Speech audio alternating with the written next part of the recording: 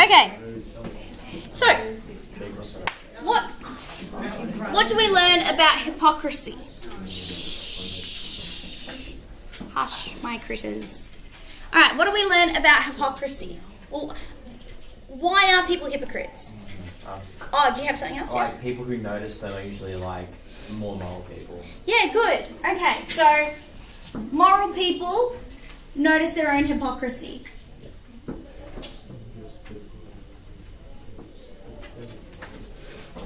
you say the hypocrisy of others?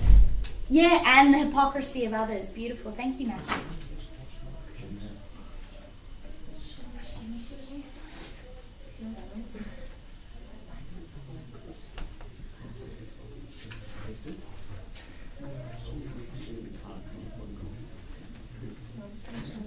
Good.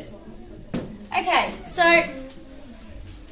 I think that's an excellent point. So moral people notice their own hypocrisy and the hypocrisy of others. Why are people hypocritical though? What's the motive behind these? I mean, we've got a whole list of people who are hypocritical and do hypocritical things. Why are they? Yep. Their own personal gain. Yeah, hypocrisy is about personal gain. What can I get out of it? Good.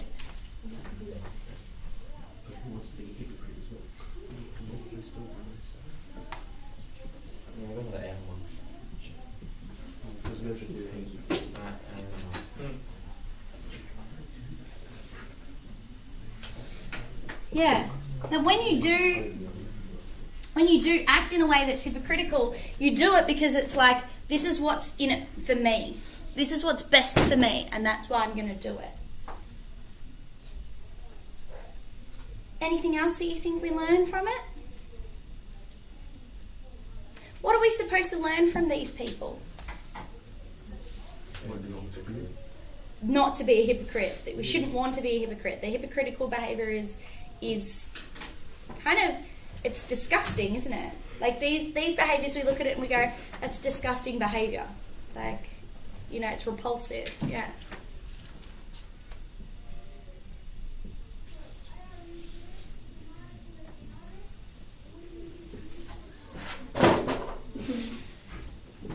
Yeah. And I think the reason why,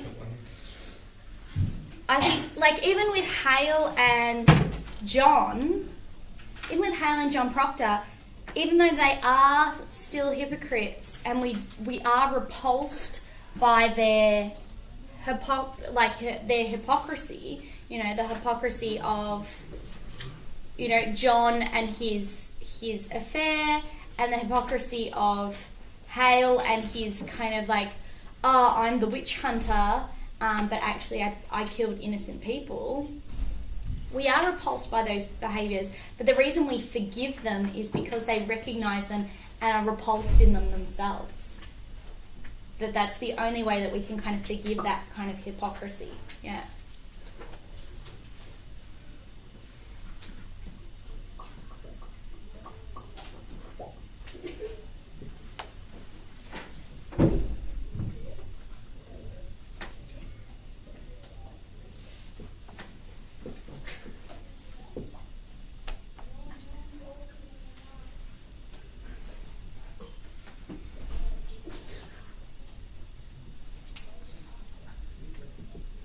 Yeah, that it's like, we only really forgive you for being hypocritical if you recognise it in yourself and you try and remedy it. That you try and kind of heal that wound of hypocrisy that you created. Make sense? Questions, queries, concerns? So again, if you got a question that you're like, this is a very, like, this question is, this prompt is very much centered around this idea of hypocrisy, bang. There are the things that you need to represent in your piece. And here is some evidence. It's like I'm helping you complete the task that I've set. Oh my goodness, it's like I've done this before. Is the word you can't read? Yeah, that's the very last word. Remedy. Oh. Remedy. Is that for a night? It's the one that's out. Yeah, how do you know if it's... Hang on, I can pick it. I don't know. What's about the 8 that I would know? It has the not button. The face thing. The not button. It's got what? The face thing where you can like alter the girl's face. I don't know. I didn't turn any on those. I didn't turn any of those functions on.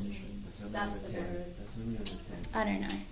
It's not the 10 because the 10 was like big, but it's like. The 10's smaller. Oh, Know how to drink water properly. hang on. Let me pick off the thing. I should know these things, shouldn't I? I just like when they tell me I can update, I just update it. Or when I break it and it's going to cost more to like. Oh, here we go. Oh, it doesn't even have a thing. I don't know. It usually says what one. Is it glass on the back? Yes. Yeah, then it's 8. Yeah. Okay. There you go then. All right. Happy? Clappy? Move on? Excellent. Let's do it. All right, we'll do one more of these and then we'll do... Ooh, what one do we want to do? It's so exciting. 6. Hmm. I used to have a 4. I think I'll do ignorance and wisdom. I always wanted a blackberry. A blackberry. I used to think it was so cool. What is it, like 2001? No, it's like when it like flips up that way and then it's got like the halo like. I know what a blackberry is. Oh. I owned one because I was an adult. Okay. My first phone was an iPhone 3. My first phone was this shitty LG. Well, I Mine had was Tamagotchi. No, it wasn't a flip. It was a flat screen. But it was like Did you have a Tamagotchi, Alex? all in text. Tamagotchi? I didn't have one. Mine went in the washing machine. Okay. Alright, our last theme that we're going to do today, our last theme for the day is ignorance and wisdom. Ignorance and wisdom, people.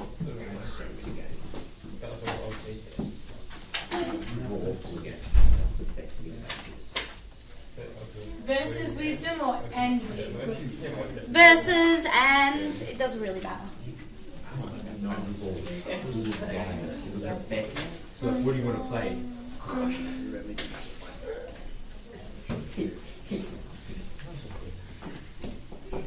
I used to have this game. What are you laughing at? It was the best. The best. Was on your DS? No. It was on PlayStation. Alright. I had 600 on the DS. San Andreas stuff. What's the game? I miss my DS. It was my one and two. I bought Jack I and wanted DS. to go to exactly right after that. Alright.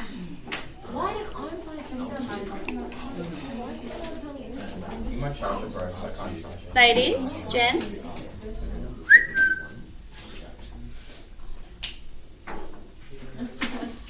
Are we doing nostril flares, are we? Yeah, really Okay. Well, too bad for you. So, we ready? I'm ready. Grazie. Alright. No. Shh. Okay, so, tell me. Let's put people in categories. Let's start with the ignorant category. First off, what does the word ignorant mean? If I call you ignorant, what does that mean? You don't really understand. Yeah, you don't know, you don't understand.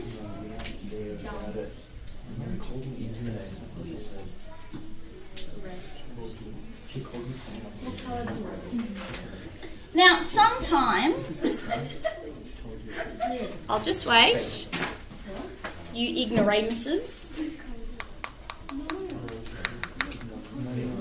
I'll just wait.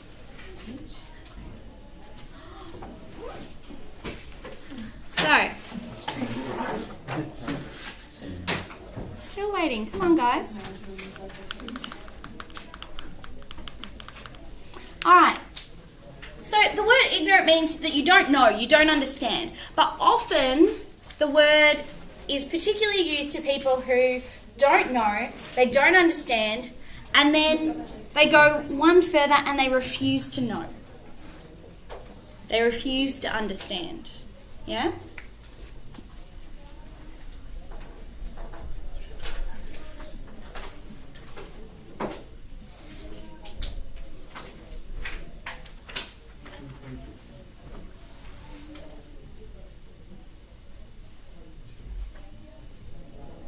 So, let's start off with our plain Jane standard definition to refusing to know or understand. So, let's start with people who just literally are purely ignorant. They're not going further, they're not refusing, that they're just ignorant. That they just don't know stuff. Who seems like they just don't know stuff? Who in this text just doesn't know? That they seem purely ignorant and stupid. Yeah? Betty. You reckon? Betty. That he doesn't know? I think he's like further. I think he refuses to know. I'd say Betty. Chichuba at the start, like, doesn't seem... Yeah, I would say that she's ignorant. Yeah?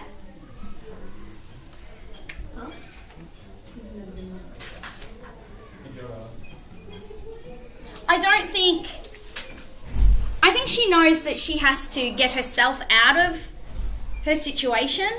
I don't think she realises the danger that she puts other people in. Yeah.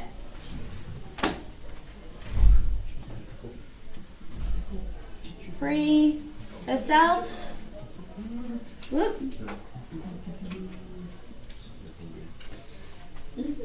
From danger, but she doesn't realise like the ramifications of what she's doing.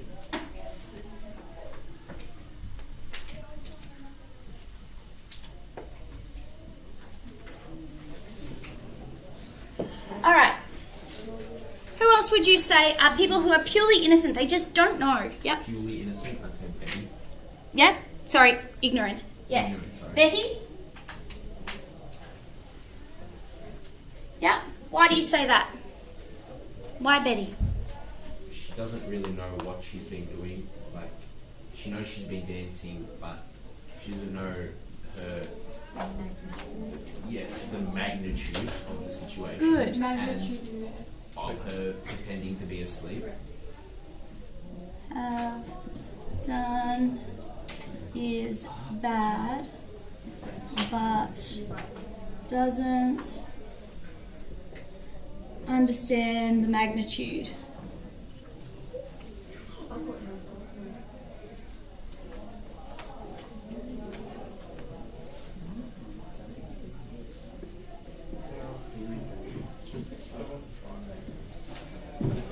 What about Mary Warren?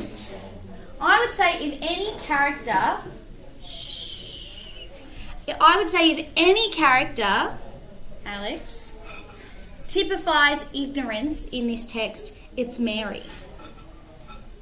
I never knew that I was being attacked. I never knew anything. She is dumb. And when Hale's quizzing her about the puppet? Yeah, about the puppet. She doesn't understand about the puppet and then the ramifications of the puppet. Yeah. And what that actually means and how Abigail could use that. She doesn't get it. Dumb. She's dumb. Poor Mary. Mary, you're a dumbo.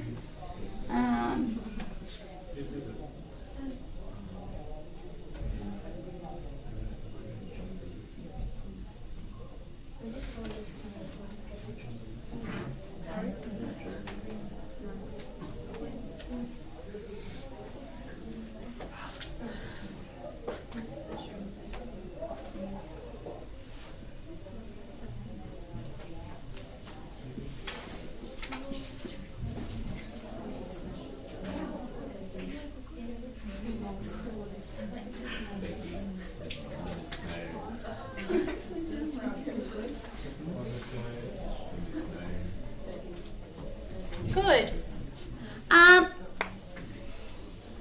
Yeah, Mary definitely a good example of somebody who is innocently ignorant. And just because she's innocently ignorant, that doesn't necessarily mean that she's not dangerous. She's actually super dangerous, isn't she? Because she's got power, but she doesn't understand how much power, she doesn't understand the dangers of it. Because she's dumb. Okay, let's talk about these other people. People who are ignorant in that they choose to not know. They refuse to know. They refuse to understand. Danforth, good. How is Danforth in that category?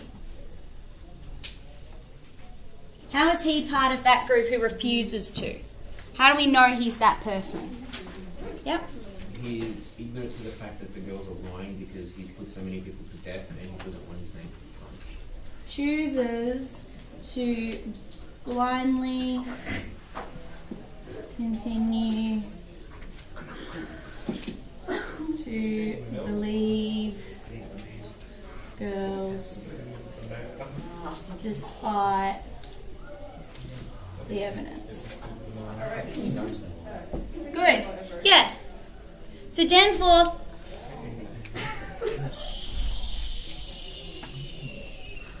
Alana, remember this is the term of focus, the term of like getting on board. Doesn't Danforth know that they're lying? He's just using that against them. Yeah, but he's refusing to kind of acknowledge it. He's just like la la la la la la la la la. Started, so you might like. Pardon? He's like digging himself into the hole. Exactly. He's just like, I'm in this hole. I've just got to like put plugs in my ears and just go, no, witches, because it's easier than having to admit that he's wrong. So he's in this other category where he refuses to know, refuses to understand, because if he does, then it screws up everything for him. Who else is in that category? Paris, definitely, yeah, because if he backs down on it, he's going to be the one that's going to have to, swallow a bit of pride and basically admit that Abigail and his daughter Betty have been murdering a whole bunch of people in the town.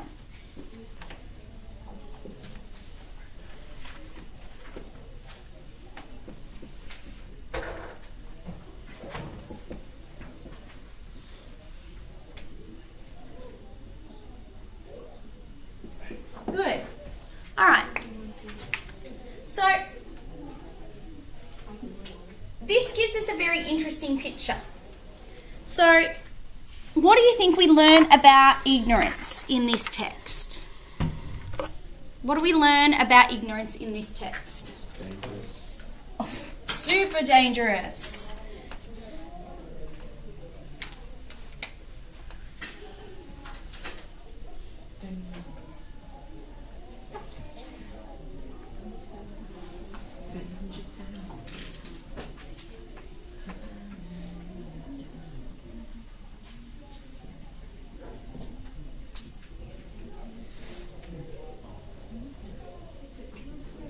Good. Willful means like making a deliberate choice, that you will it, that you choose it. So if I am willfully ignorant, it's like you come up to me and you go, Miss, did you know the school's on fire? And I'm like, la la la la la la la, I still need to do my work, la la la la la la la. Okay? That would be willfully ignorant. Okay? Which, let's be honest, I've thought about many a time when we've had fire drills. I'm like, can I just keep going? Probs not.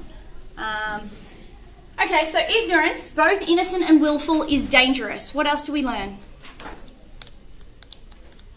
It is dangerous. What else do we learn about ignorance? Let's start off with this kind of ignorance. Oh, the unknowing. People can be controlled. That kind of goes with the dangerous. People can be controlled with the ignorance. Good. Okay, so if you're ignorant, you're easy to control, which is definitely Tituba, Betty, and Mary. They are all very easily controlled people because they're stupid.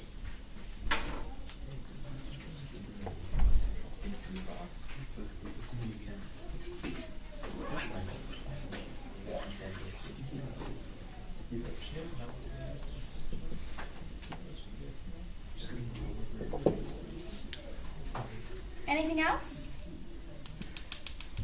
Is there a word you can't read, Paul? The word that's below ignorance.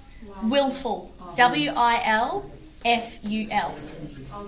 It means like choice. So you're choosing it. Yeah. Okay. What about these kind of people? Why are these kind of people choosing to be ignorant? It's about what they can get out of it. Yeah. People are willfully ignorant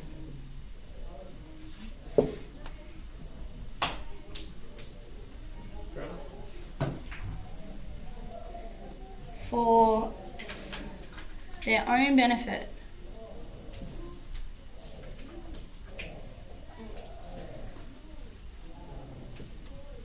Yeah, but it's about what can they get out of it. Definitely. Right, I'm going to take photos for our kids that are watching at home. Those lucky buggers. I want to be at home.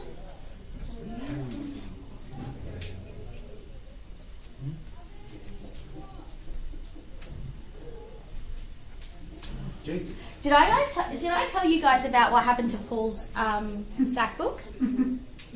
I don't have it on me.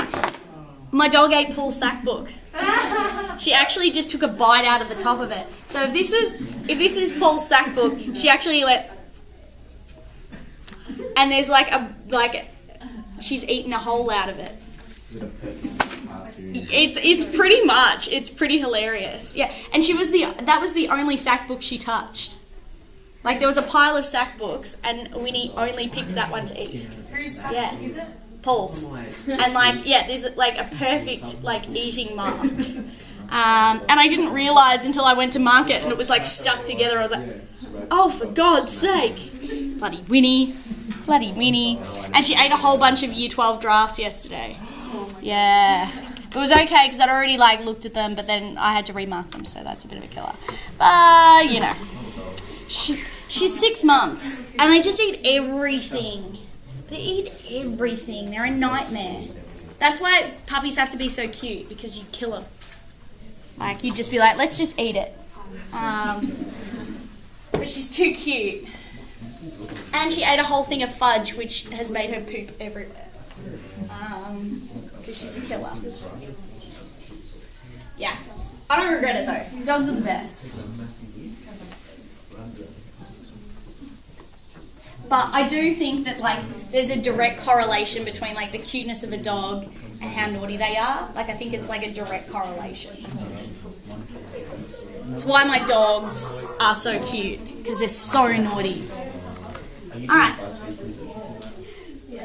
Let's talk about wisdom. Alright. Who are our characters that are wise? Who are our wise people? Rebecca Nurse.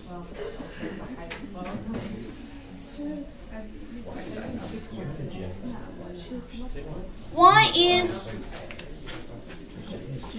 is these jokes are for myself. Taylor, tell me, why do we consider Rebecca Nurse a wise person? Why is she wise?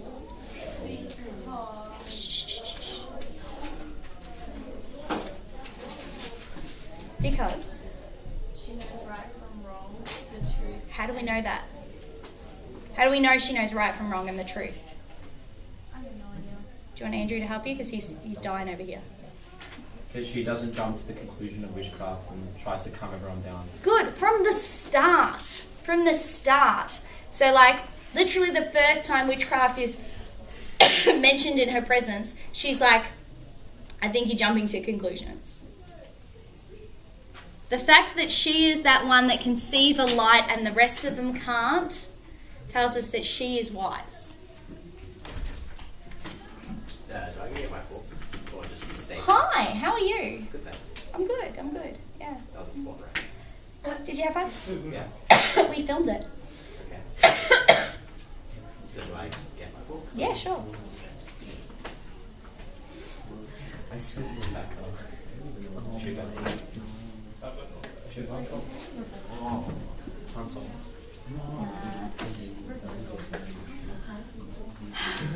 Rebecca knows.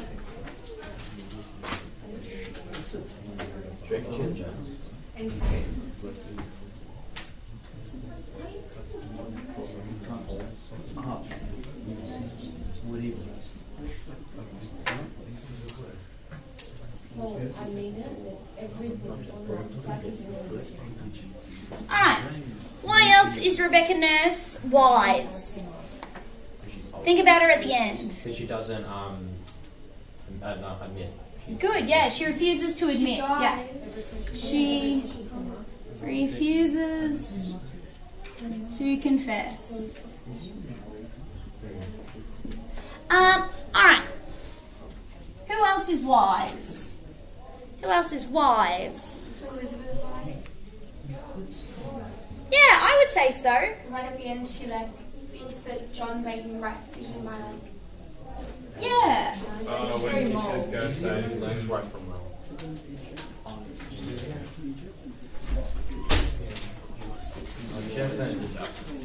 Yeah, she backs John's choice. I'd also say there's another bit where she goes, where Hale is interrogating her, and Hale says, "I heard that you don't believe in witchcraft."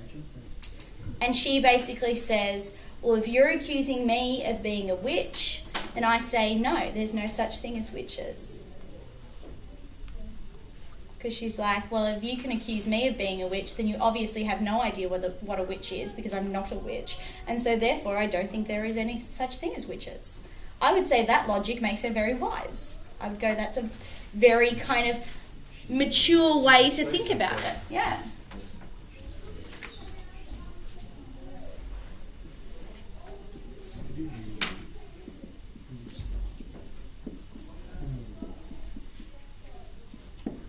Okay. Anyone else that we go, wise person? You say Hale, like when he learns that what he's doing is wrong. I would say you could make an argument for it. Yeah. I think you could make an argument for his wisdom. I'm not saying that you wouldn't be able to make an argument against it. There's certainly pros and cons, but I think you could put it in. Because he realises his wrongs, yeah.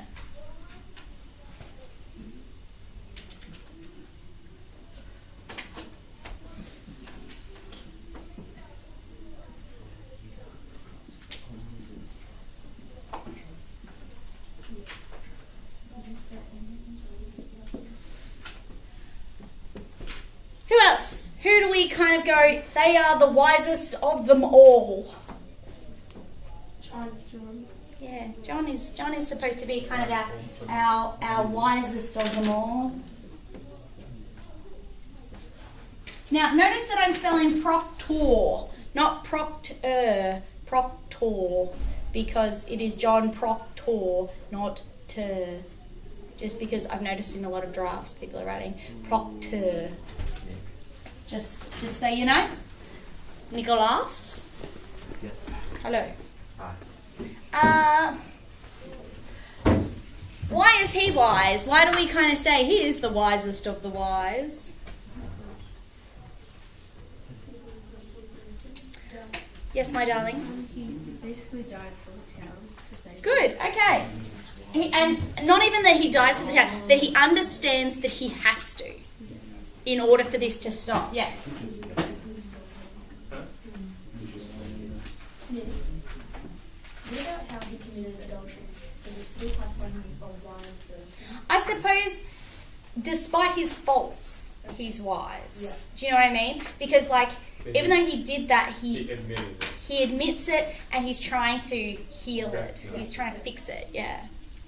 Understands he has... And also, I feel like there should be a distinction between moral and wise. Because in those days, they probably felt like they were the same. Yeah. Like, you couldn't be respected if you weren't a moral person. But now Yeah. we see if he's not a true believer in God, he can still be wise. But Yeah. then they probably use that logic against him. Yeah, definitely. So yeah, like, you know, if we'd said to Danforth, is Proctor wise, he would have gone no, because he's not a believer in Yeah. God.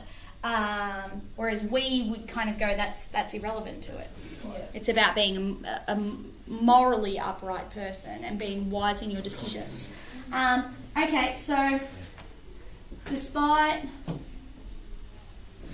committing adultery,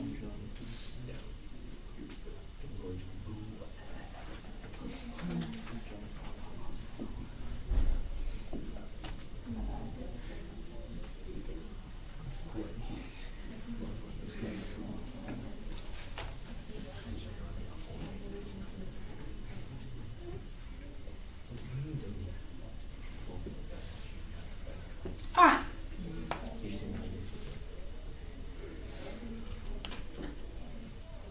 Any other reasons we would go, he is a wise person?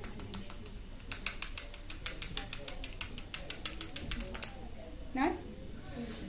Happy with that? Cool. Alright, so let's talk about what that means then. What do we learn about the wisdom? Yeah. What do we learn about wisdom? What is wisdom about?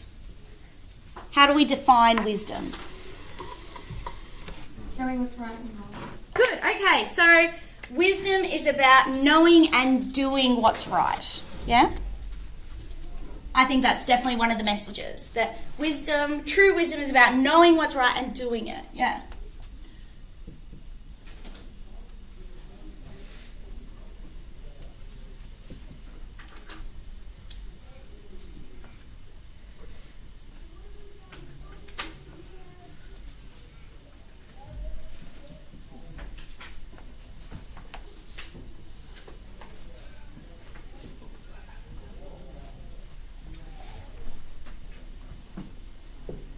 And I think this is where Hale falls down. Because he knows what's right and he doesn't advocate doing it. So he knows that what John is doing and what Rebecca Nurse is doing, dying for their town, he knows what they're doing is right, but he doesn't want them to do it. You know, so I think that's the argument. But I think that makes a really good essay though. You know, like where you've got that like kind of sticky bit. Okay, true wisdom is about knowing what's right and doing it. Do people have to be flawless to be wise? In fact, being flawed often helps being wise, doesn't it? It helps John Proctor to be considered wise because he realises his mistakes, yeah. Wisdom is not about being perfect. Perfect. It's about fixing the errors.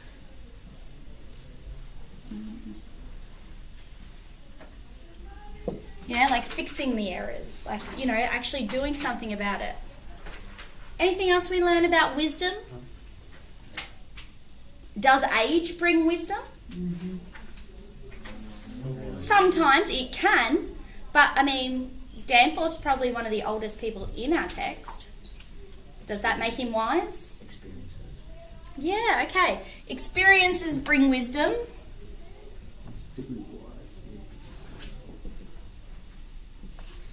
Bring wisdom, not age.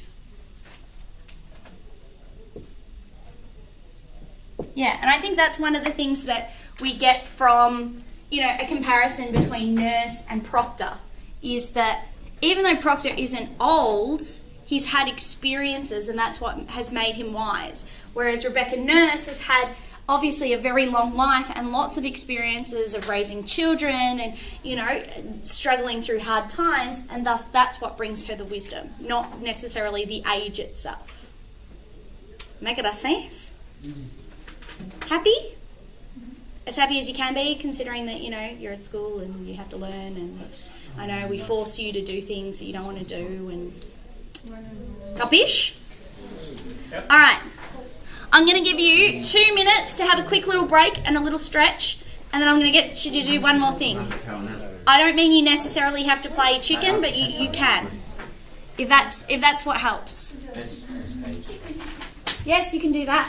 Go for it. I'll pause this. Reminder. Okay. Oops, sorry. That's too close. Okay. So, here we go. Hi, guys.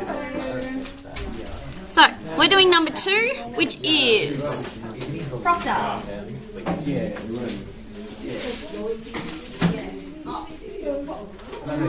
When you know in all your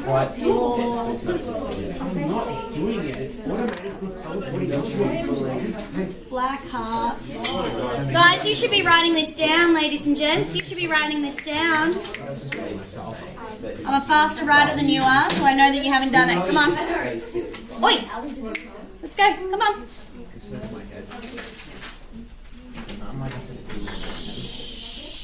Alana, focus. That this be fraud.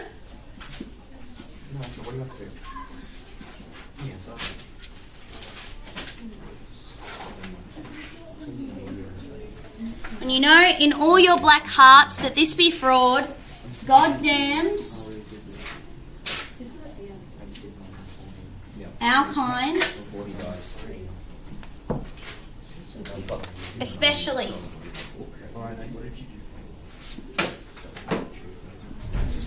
Dash. Oh no. And we burn. Or is he writing this down? Come on. He's just copying other stuff. I'll catch up. And we burn. And we burn.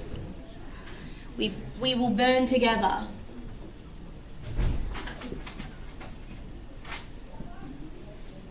Alright. So, such an uplifting quote. Really positive.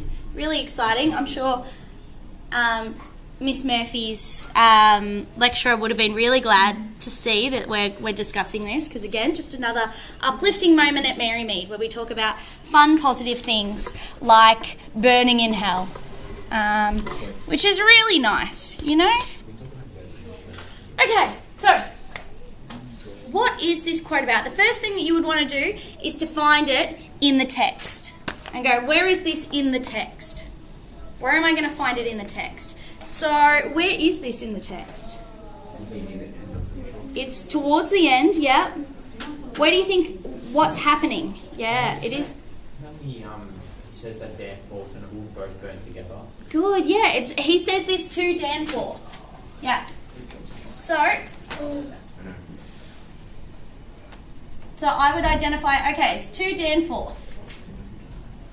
When does he say it to Danforth? Is it when he's getting hung? Is it when he's arrested? When is it? When he asks him to sign his name and he doesn't. No, it's not. It's before that. Before that. When they're in the court. Good. Good. It's where Mary has accused him of being a witch. And it's when Hale quits the court. Good. It's right at that point. Yeah, it's right at the end. So it is page 105. It is 105. So who other... Stay focused. So who other than Danforth is he talking to? Because he's not just talking to Danforth. Who else is he talking to? He's talking to everyone. He's talking to all of these people who have come here to listen to this rubbish. Yeah. So, and the village.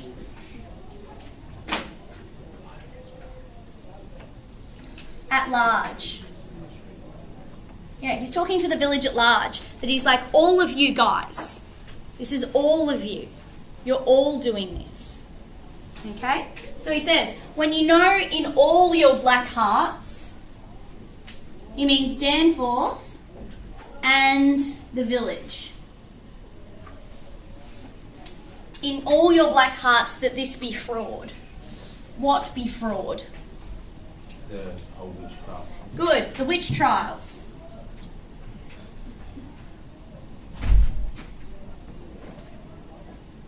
Okay. God damns our kind, especially. Who is our kind? Giving to hysteria. The town. Our kind. When I say our, what does it mean? Am I included in it? Yeah. Yeah. So when I say our, I don't just mean you people, I mean you people and me. God damns our kind especially. Who is our kind? What kind of people? Sinners. Good. It is sinners. It is people who have committed sins. It is sinners. God damns our kind especially. What kind of sinners? Is it just people who steal a loaf of bread to feed their family? What kind of sinners are you? Commandment breakers. Yeah, pardon? Commandment breakers. Good.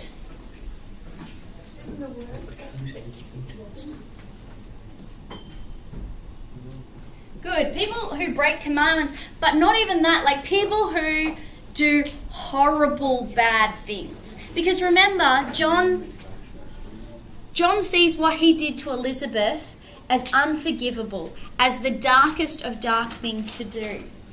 He really hates himself because of what he did. He sees himself as bad a person as Danforth. That's how bad he feels about himself, about what he did to his wife. Okay?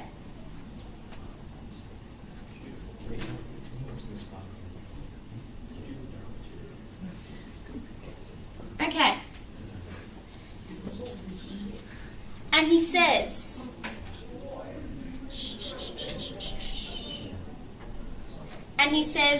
and we will burn together.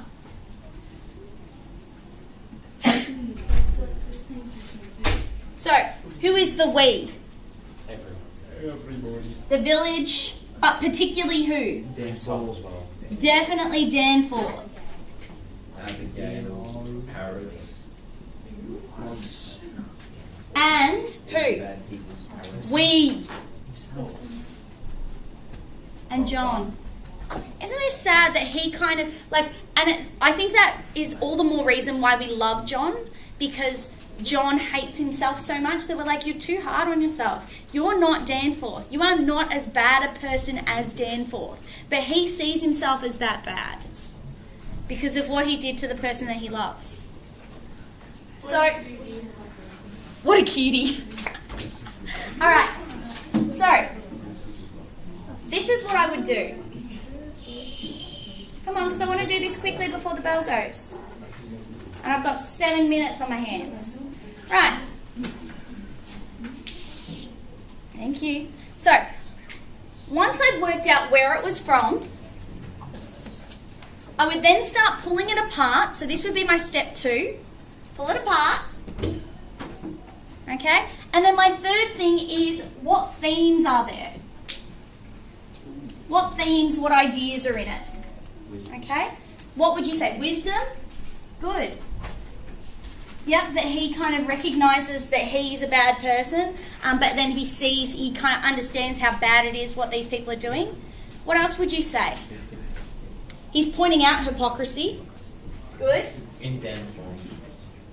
Pointing You don't know what hypocrisy is.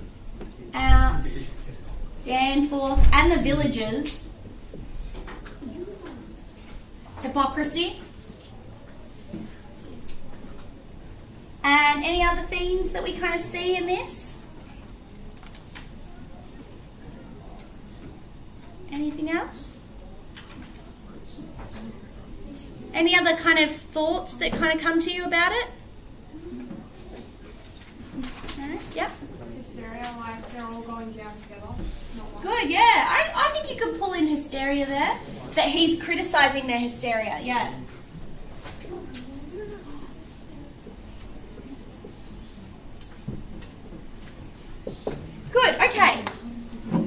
So,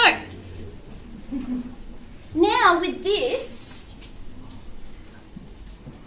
now I've got this, I've got these themes, right? And remember, all those notes that we took, don't worry guys, we have taken photos, we will send you the photos, and watch the video. We've been videoing this so you can watch basically what we did in class, and see me from a really bad angle.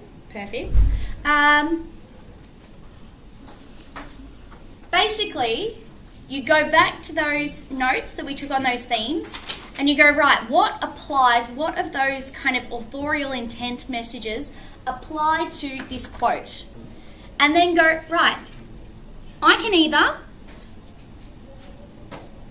either choose to write within this from a different perspective.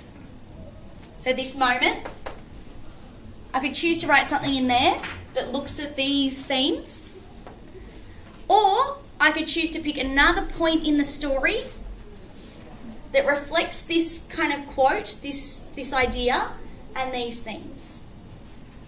I can do either of those things.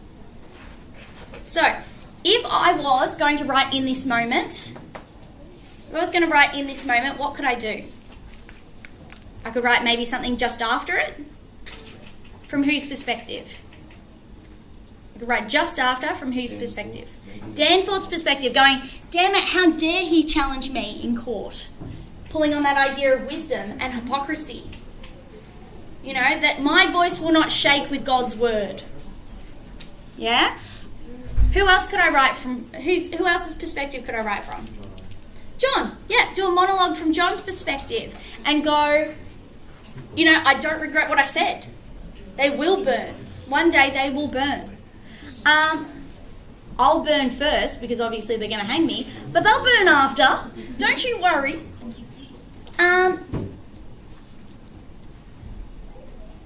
What if I wanted to write? What if I wanted to write outside of this? I wanted to take these ideas. What could I write? What could I do outside of this? Any ideas? Where do we see these kind of things? Oh, I've got one. I just had an idea. You know, like when you just have an idea and you're like, "Wah!" Okay. I was thinking, Rebecca Nurse, right at the start where she says, you know, God go with you. And Paris is like, why? Do you not think God is, you know, on our side kind of thing? And she's like, no, I'm not saying that. Chill out, mate. But she's kind of like, I don't know.